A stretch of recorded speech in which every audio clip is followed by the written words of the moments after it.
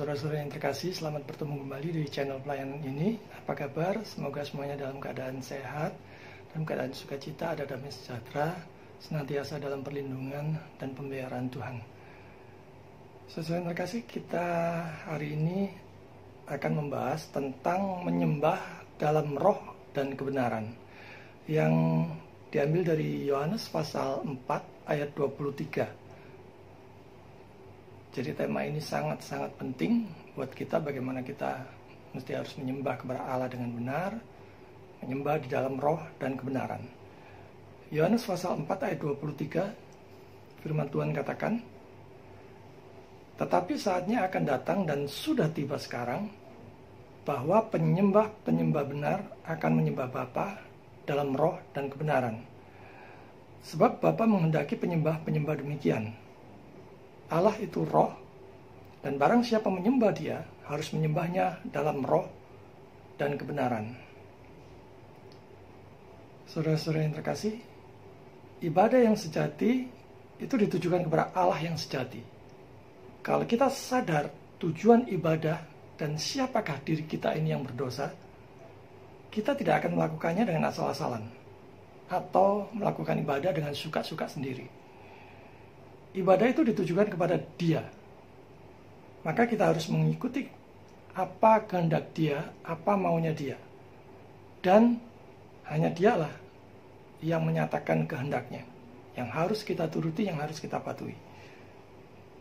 Ada begitu banyak kritik yang kita dengar dari pemeluk agama lain yang melihat bahwa ibadah Kristen seperti diskotik, atau sama dengan entertain duniawi. Dan semestinya kritikan ini tidak perlu membuat kita marah ataupun tersinggung, tapi harusnya menjadi suatu refleksi, koreksi diri bagi setiap kita masing-masing pribadi yang percaya kepada Tuhan Yesus. Saya melihatnya ada dua ekstrim kondisi beribadah orang Kristen. Yang pertama, yang kondisi ekstrim di dalam hal pelaksanaannya, paling tidak ada dua. Yang pertama, yang terlihat formal ataupun sungguh-sungguh. Biasanya kelihatan dengan liturginya yang terlalu ketat, kemudian ibadahnya bertele-tele, namun terasa sekali kosong, hampa, seolah-olah mati, tidak hidup. Artinya orang-orang yang ibadah di sana seperti mayat hidup, tidak ada sukacita, dia wajahnya lurus-lurus saja. Seperti itu. Ekstrim yang keduanya adalah ibadah yang asal-asalan, yang mengabaikan atau bahkan tanpa liturgi sama sekali. Dan kebablasan seperti yang dilihat oleh banyak orang dari agama yang lain. Kebablasan seperti diskotik, entertain duniawi.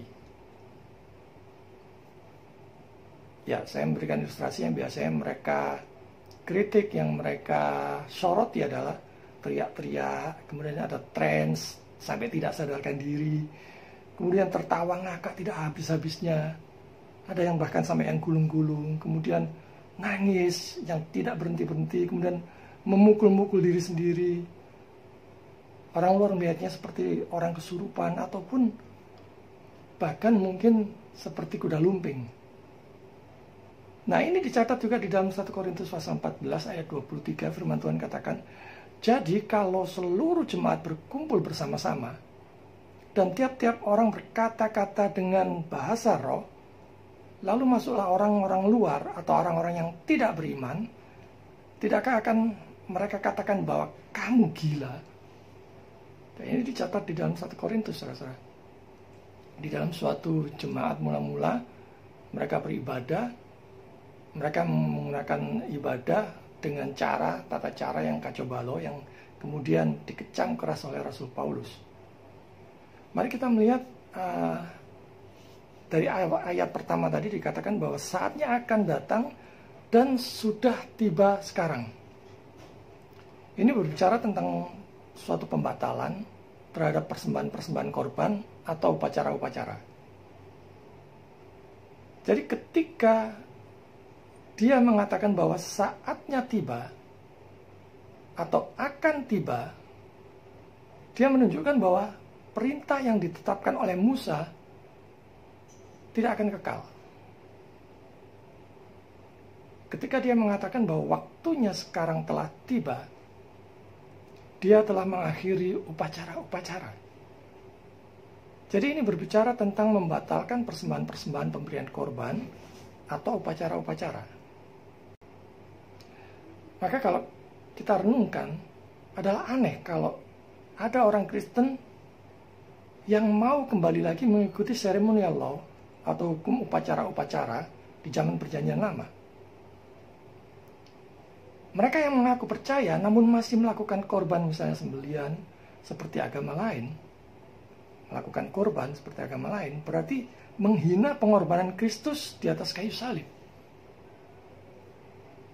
Karena pengorbanan itu sudah diselesaikan oleh Tuhan Yesus di kayu salib. Dan kalau kita melakukannya itu berarti kita menghina karya penebusan Kristus di atas kayu salib. Dikatakan di situ penyembah-penyembah benar. Banyak orang Kristen yang belum tahu bagaimana menyembah Tuhan dengan benar. Kita melihat sekarang bagaimana sih penyembahan yang disenangi Allah. Allah senang dengan penyembahan yang polos, yang biasa, yang sederhana, yang tidak menghadirkan banyak upacara. Kita soroti sekarang yang polos. Misalnya, jujur kalau masih menyimpan marah dan dendam kepada seseorang, dan mohon ampun serta kekuatan untuk bisa mengatasinya. Matius 5 ayat 24 firman Tuhan katakan, tinggalkanlah persembahanmu di depan mezbah itu, dan pergilah berdamai dahulu dengan saudaramu, lalu kembali untuk mempersembahkan persembahanmu itu. Jadi kalau masih ada sesuatu yang tidak mengenakan atau problem dengan orang lain dan sebagainya, masih menyimpan marah, dendam, maka kita mesti harus menyelesaikannya terlebih dahulu. Baru kita bisa beribadah kepada Tuhan dengan baik dan benar. Mari kita renungkan, apakah kita termasuk di dalamnya yang menyembah Allah dengan benar? Kita sekarang melihat bagaimana sih para penyembah yang palsu dan sejati, bagaimana membedakannya. Di sini terlihat tampaknya Kristus secara tidak langsung menegur sikap keras kepala atau tegar tengkuk banyak orang yang kemudian diperlihatkan. Karena kita tahu betapa keras kepala dan suka bertengkarnya orang-orang Yahudi itu. Di dalam mempertahankan upacara-upacara yang biasa mereka lakukan ketika Injil sudah diturunkan. Dunia tidak akan pernah seluruhnya bebas dari tahyul. Jadi ia memisahkan para penyembah yang saleh dan jujur dengan mereka yang palsu dan munafik. Saleh, jujur, palsu, munafik. Jadi itu yang dipisahkan. Kemudian juga yang lahiriah, yang duniawi. Penyembahan dalam hukum Taurat adalah rohaniah dalam substansinya. Sebenarnya itu rohaniah. Tetapi di dalam bentuknya agak lahiriah dan duniawi. Terlebih lagi setelah hukum-hukum itu ditambah-tambahi sehingga menjadi beban yang begitu berat bagi orang yang mengikutinya. Contoh yang ada di beberapa gereja misalnya, mereka begitu mengutamakan, menekankan tari-tarian, musik, sound system, AC yang dingin, dekorasi dengan tema-tema pernak-pernik tertentu, kemudian layar LCD besar yang harganya ratusan juta. Sedangkan dana untuk misi, untuk pekabaran Injil, ataupun penjangkauan, nol. Atau mungkin sangat-sangat minim sekali. Saudara-saudara yang terkasih, jangan sampai penuh dengan kepalsuan dan kemunafikan seperti pakaian serba putih bersih rapi, kemudian wangi, namun ternyata korupsi dan sebagainya. Sekali lagi, semua itu hanya lahiriah, hanya penyembahan yang lahiriah. Yang dinomorsatukan hanya kelompok sendiri, bukan jiwa-jiwa yang terhilang yang seharusnya dibawa kepada Kristus untuk mendengar Injil supaya mereka boleh percaya dan beroleh anugerah keselamatan. Ini nilainya kekekalan, sedangkan yang duniawi tadi itu hanyalah sementara. Sekarang mari kita melihat bagaimana penyembahan yang diinginkan Allah. Di segala abad, Allah ingin disembah dengan iman, doa, ucapan syukur, kesucian hati, dan kepolosan hidup. Dan dia tidak pernah senang dengan pengorbanan yang lainnya. Karena pengorbanan yang sempurna itu sudah diselesaikan, sudah dituntaskan oleh Tuhan Yesus di atas kayu salib.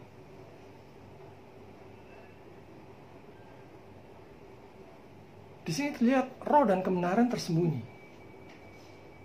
Di bawah hukum Taurat ada berbagai tambahan-tambahan sehingga roh dan kebenaran itu tersembunyi di bawah bentuk dan bayang-bayang. Sedangkan sekarang selubung atau tabir bait suci itu telah robek.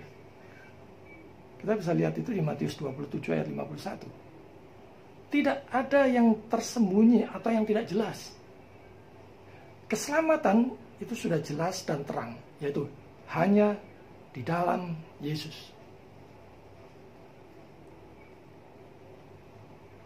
Jadi tidak mengaburkan kebenaran yang jelas tentang Kristus. Singkatnya, apa yang dipamerkan kepada para bapa terdahulu kita di bawah figur bayang-bayang, kini ditampilkan secara terbuka di dalam Yesus. Jadi Allah Bapa menghendaki yang demikian.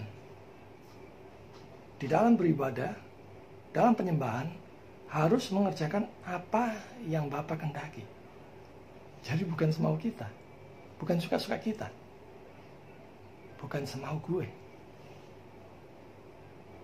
Penyembahan yang rohania dan yang sesuai dengan sifatnya sendiri, ini yang dikehendaki oleh Allah. Sejak awal dunia, Allah tidak menyetujui penyembahan selain yang rohania dan yang sesuai dengan sifat-sifatnya sendiri. Dan berikutnya, agar terikat kepada Allah dengan iman dan hati nurani yang murni. Hukum Taurat tidak memiliki tujuan lain selain agar orang-orang percaya terikat kepada Allah dengan iman dan hati nurani yang murni.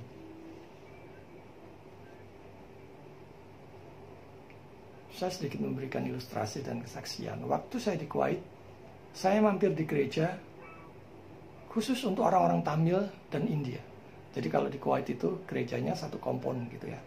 Jadi di sana ada berbagai macam bangsa, ada dari Malaysia, dari Indonesia, dari Filipina, dari India, dari Tamil, dari mana-mana, satu tempat di situ. Tapi masing-masing mempunyai tempat sendiri-sendiri, tapi itu dalam satu kawasan wilayah, satu kompon. Kecuali gereja Katolik mempunyai tempat sendiri.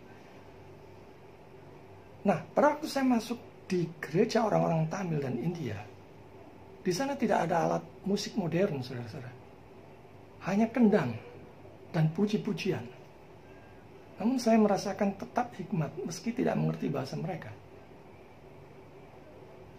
Niat saya datang beribadah, melihat bagaimana bangsa lain beribadah kepada Tuhan.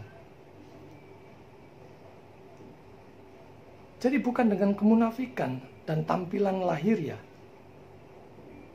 Lebih jelas lagi dinyatakan oleh para nabi ketika mereka menyerang dengan keras kemunafikan orang-orang, karena mereka mengira bahwa mereka telah memuaskan Allah ketika mereka telah melakukan suatu pemberian korban dan membuat tampilan yang hanya lahiriah. Tampilannya sih oke, mewah, megah, rapi, bersih, kelihatan suci. Tapi itu lahiriah. Saudara yang terkasih, bukan kebanyakan yang demikian. Ibadah disertai dengan tetesan air mata palsu, tanpa penyesalan dan pengakuan dosa yang sungguh-sungguh, yang disertai dengan suatu pertobatan sejati, atau yang menekankan penampilan yang lahiriah saja. Misalnya baju rapi, fashion style, aksesoris branded, seperti etalase berjalan. Yang perempuan mungkin pakaiannya sedikit seksi menggoda, untuk pansos, untuk menonjolkan diri atau menutupi kemunafikan. Berbicara tentang fashion style, kita pernah mendengar ada pastor fashion style, ya, pastor in styles. Lantas kalau disinggung pastornya termasuk di dalam golongan yang pastor in style, defense-nya, dari dulu dia kan sudah kaya. Lalu kalau sudah merasa dipanggil, mengapa masih melekat dengan hal yang keduniawian? Bandingkan dengan Matius pasal 19 ayat 21, firman Tuhan katakan, kata Yesus kepadanya, jikalau engkau hendak sempurna, pergilah, jualah segala milikmu, dan berikanlah itu kepada orang-orang miskin. Maka engkau akan beroleh harta di surga. Kemudian datanglah kemari, dan ikutlah aku. Tidak sesuai, saudara-saudara, antara penampilan, karakter, gaya hidup, di mana dia mengkhotbahkan harus serupa dengan karakter Yesus, tapi ini tidak cocok. Dari stylenya, fashionnya, gaya hidupnya, glamornya, nggak cocok, saudara-saudara. Anak manusia, serigala aja mempunyai liang. Anak manusia untuk meletakkan kepalanya saja tidak ada, saudara-saudara. Tapi ini ada begitu banyak pastor-pastor, pendeta-pendeta yang gaya hidupnya jauh lebih duniawi dari orang yang tidak pernah mengenal Allah sama sekali. Mungkin juga sering mengkhotbahkan Matius 19 ayat 21 itu, ya. Jualah dan ikutlah aku, agar jemaat makin serupa dengan Kristus. Tapi realnya dirinya sendiri makin serupa dengan dunia. Saudara-saudara yang terkasih, bukan itu yang Tuhan kehendaki. Cukup yang sopan dan sewajarnya saja, dan tidak perlu glamor. Ada perbedaan kita dengan orang-orang Yahudi. Orang-orang percaya yang sudah di dalam Kristus itu beda dengan orang-orang duniawi. Mereka hanya melakukan hal-hal yang lahiriah. Jadi di sini Kristus telah menetapkan perbedaan yang jelas antara kita dengan orang-orang Yahudi pada waktu itu. Kita berbeda dengan kumpulan yang tidak lebih dari hanya bentuk lahiriahnya saja. Karena sementara mereka menyembah Allah secara rohania, mereka terikat untuk melakukan upacara-upacara yang telah dihapuskan dengan kedatangan Kristus. Penyembahan kepada Allah di bawah hukum Taurat yang rohania itu telah diselimuti dengan begitu banyak upacara lahiriah yang menyerupai sesuatu yang lahiriah dan duniawi. Dan karena alasan inilah Paulus menyebutnya sebagai upacara-upacara daging dan elemen-elemen hina duniawi. Kita bisa melihatnya di dalam Galatia 4 ayat 9. Tetapi sekarang, sesudah kamu mengenal Allah, atau lebih baik, sesudah kamu dikenal Allah, bagaimanakah kamu berbalik lagi kepada roh-roh dunia yang lemah dan miskin, dan mau mulai memperhambakan diri lagi kepadanya? Saudara yang terkasih, ibadah, kita bisa melihat di agama-agama lain, ibadah dan berdoa di jalan-jalan. Padahal sudah ada tempat ibadahnya sendiri, mereka sudah punya sendiri, yang cukup bagus, cukup besar, bahkan mewah. Bahkan ada yang ekstrim. Kalau kita lihat di YouTube, mereka melakukannya di tengah jalan.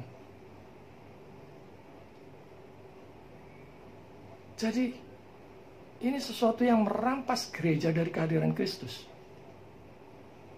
Semua orang telah menindas gereja dengan upacara-upacara yang terlalu banyak. Melakukan apa yang mereka mampu untuk merampas gereja dari kehadiran Kristus. Terlalu banyaknya kegiatan upacara-upacara telah merampas gereja dari kehadiran Kristus. Semua pelengkap buatan manusia di tempat kudus adalah duniawi. Surat Ibrani mengatakan bahwa tempat kudus kuno dengan semua pelengkapnya itu adalah duniawi. Kita bisa melihat di Ibrani 9 ayat 1.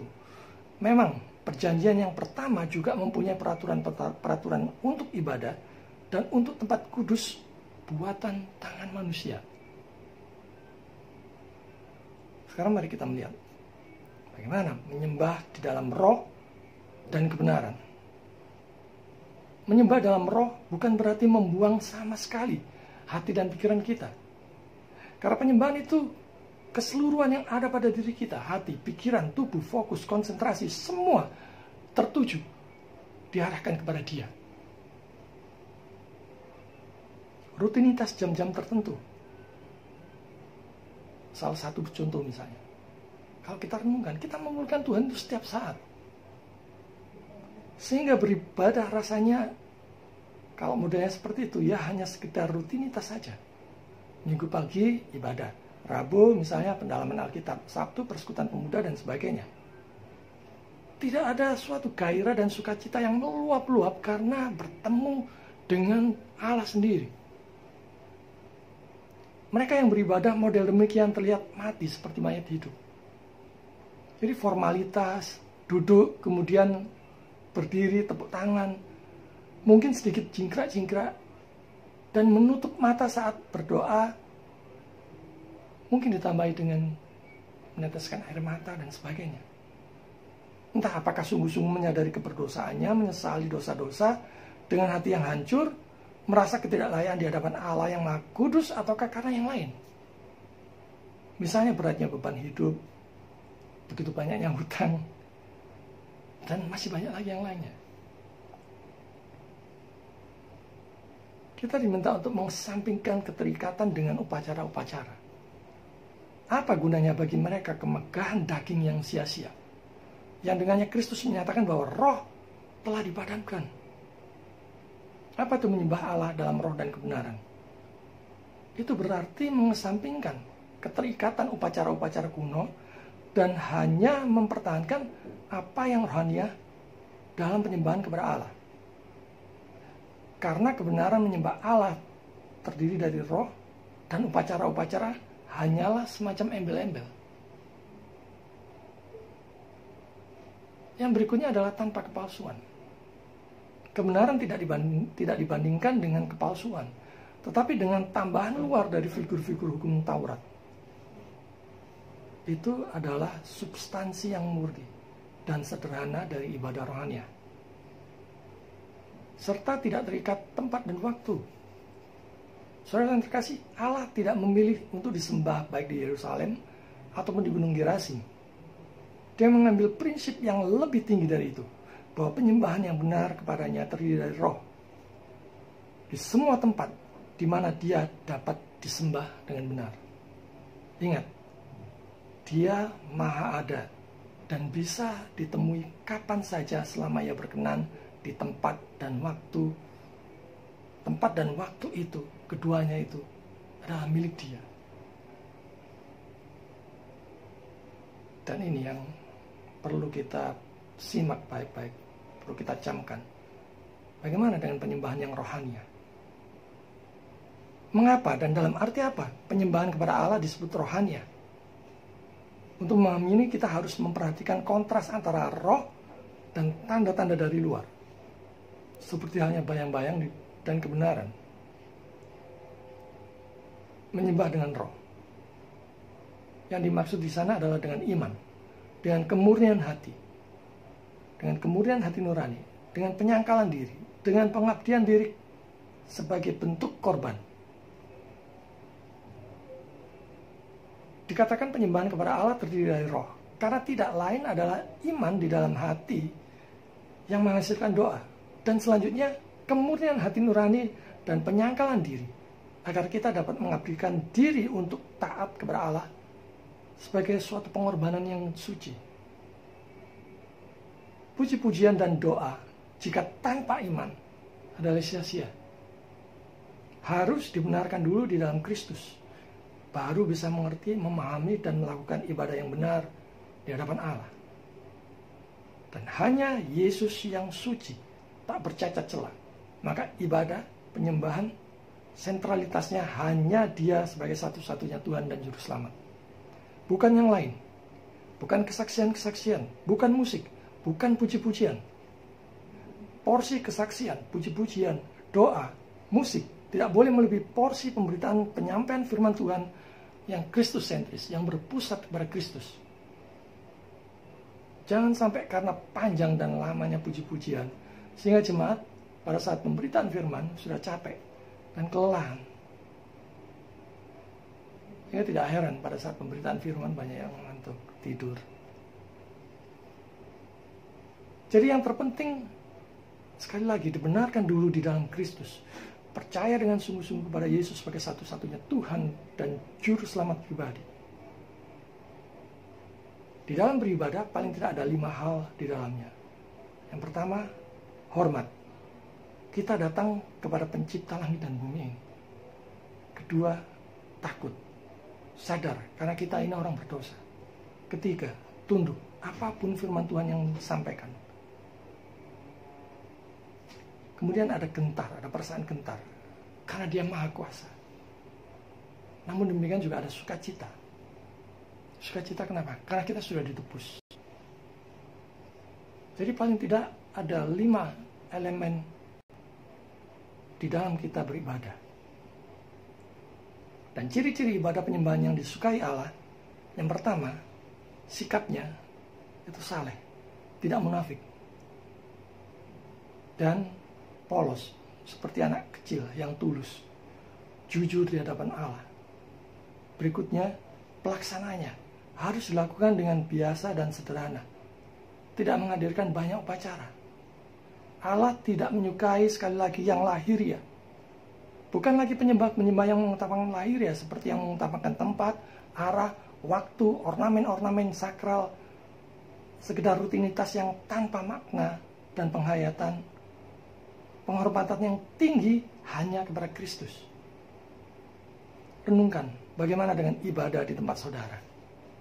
Apakah lahiriah duniawi ataukah sudah rohania? Ibadah yang dilakukan dengan berat hati dan terpaksa karena aturan-aturan yang ketat yang ditambah-tambahi sendiri dan menganggap itu memperkenan Allah. Saudara, kita akan memberatkan sendiri bagi yang akan melakukannya, bagi yang akan melaksanakan ibadahnya. Kalau mau kembali lagi ke ibadah zaman PL, itu berarti mengaburkan Kristus. Sekarang yang disampaikan, apa yang disampaikan?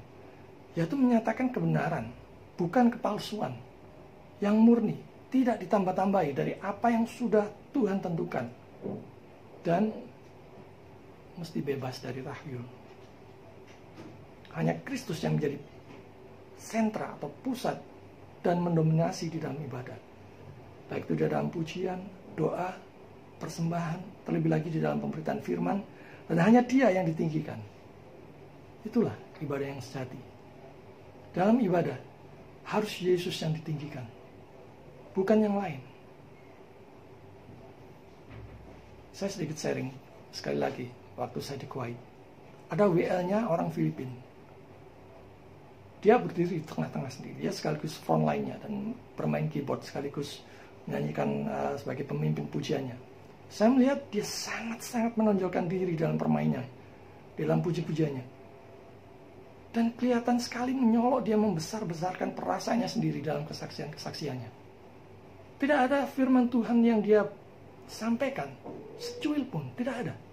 Hanya kesaksian-kesaksian membanggakan dirinya, bermain keyboard, kemudian dia melatih vokal dan sebagainya. Hanya kebanggaan pribadinya sendiri saja. Jadi bukan gedung atau kemegahan duniawi, tetapi pengajaran yang setia para kita puji. Itu yang paling penting untuk terus ditingkatkan di dalam ibadah gereja. Untuk membangun jemaat dengan pengertian yang benar. Dikatakan firman Tuhan katakan, dalam roh dan kebenaran. Yesuslah satu-satunya jalan kebenaran dan hidup. Hanya Dialah yang patut ditinggikan dengan iman, pengorbanan, sikap rela berkorban, dan ketaatan di dalam firman-Nya. Maukah saudara-saudara mulai sekarang menyembah Dia di dalam roh dan kebenaran? Tuhan memberkati saudara.